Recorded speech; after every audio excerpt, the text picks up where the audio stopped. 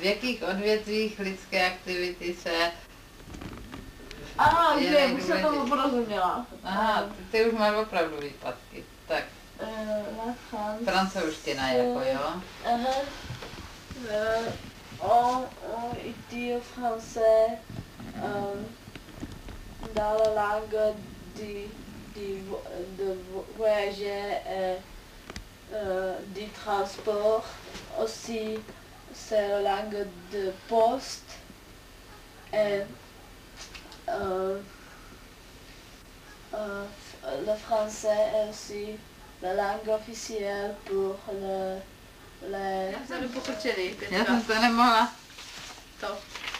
Praxotka, aha. Tak. To taky nemám. Aha, no tady jsem to viděla, zbírala jsem na to, jak pitomá to asi může být. Tak. Quelle est la préhistoire de ces relations? Co je dneska za den? Dneska je pondělí. Zítra musíme tu francouzštinu dodělat, to je hrouza.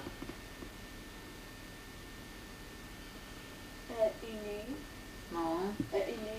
Avec Jean de Luxembourg.